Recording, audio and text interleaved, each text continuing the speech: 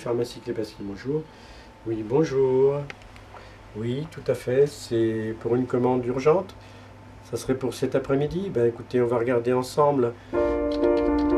Depuis 1995, le pharmacien peut aller porter aux personnes qui ne se déplacent pas à leur domicile les médicaments prescrits par les médecins.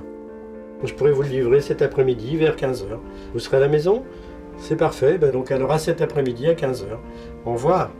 J'ai décidé de pratiquer ce système de portage dans ma pharmacie, puisque c'est une pharmacie rurale, avec un très petit bourg et beaucoup de hameaux dans les environs. Donc il fallait aller porter les médicaments chez les gens, puisque eux-mêmes ne seraient pas venus jusqu'à moi. Je pense qu'il faut quand même expliquer que faire du portage chez les gens, ça nécessite une organisation comme un voyageur de commerce, c'est-à-dire un système de tournée, suivant l'urgence des demandes. Bonjour. Bonjour. Je viens pour la livraison de médicaments. Il faut que ça soit organisé selon un principe de cartographie, de timing, et ensuite un questionnaire très précis qui permette de trier les demandes pour savoir ce qui est vraiment du domaine de l'urgence absolue et ce qui peut attendre 24, 48, voire 72 heures. Les jumeaux, comment vont-ils ce matin? Ils commencent à guérir un petit peu ou ils sont toujours un peu souffrants? Ah bah toujours, hein, ça c'est le problème, hein, c'est que les enfants avec l'école, tout ça, et puis avec les épidémies qui se passent en ce moment, donc ça n'arrête pas. Ça n'arrête pas. Quand M. Klepatzky nous livre les médicaments, ça nous fait penser comme quand le boulanger ou le charcutier fait sa livraison à domicile, donc c'est quelque chose d'assez similaire, et donc ici c'est quelque peu vital quand on est loin des villes où il y a tous ces services. Il vient quand on est disponible, et nous ça nous évite les trajets, on gagne du temps, c'est du grand confort pour notre vie de tous les jours. Merci bien de votre accueil.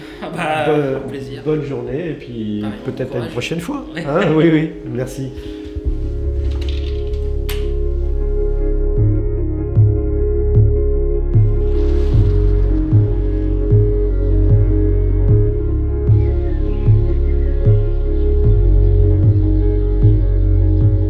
J'ai toujours trouvé que l'activité de portage était un plus pour les personnes âgées, d'avoir accès aux médicaments sans avoir à pleurer pour qu'un voisin ou que la famille qui habite à 20 km ou que je ne sais qui aille chercher les médicaments.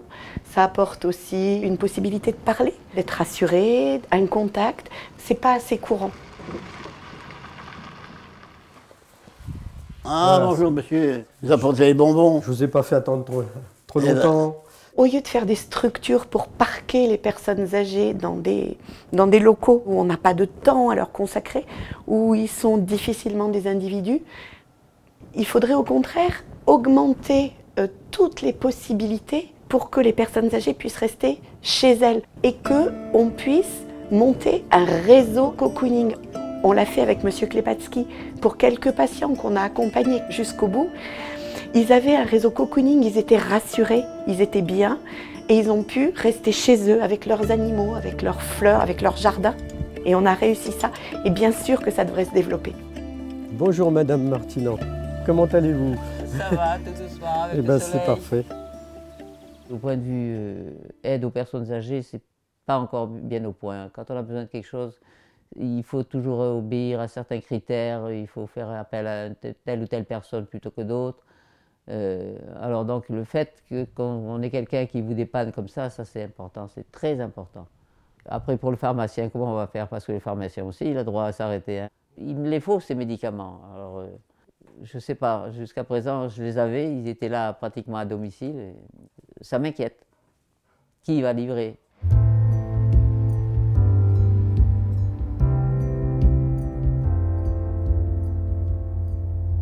Le portage des médicaments à domicile, pour moi, c'est un service public, hein, un service public supplémentaire.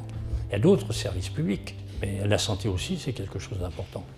C'est quelque chose de grave, c'est quelque chose qui doit être pris au sérieux. La santé physique, bien sûr, et tout ce qui concourt à la santé physique, c'est-à-dire les traitements, mais aussi les rapports entre les praticiens et la personne qui se soigne. Le portage de médicaments, en fonction des textes actuels, Rien n'oblige un pharmacien à le faire, et surtout à le faire sur une échelle importante. Et c'est évident que comme c'est du bénévolat, et que les temps sont très difficiles pour les pharmacies, il semble pratiquement certain qu'aucun pharmacien le fera tel qu'il est fait à Isserpin.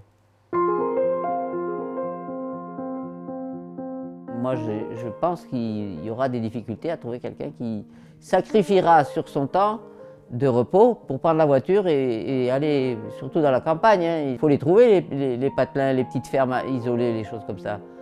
Et l'essence qu'ils dépensent à ce moment-là, qui c'est qui la paye? On voit les commerces s'arrêter, on avait un médecin de campagne, il est parti. On voit qu'il y a du changement. Donc après, c'est vrai que c'est l'un des seuls petits services qui est en plus, quoi. Donc voilà, on en profite.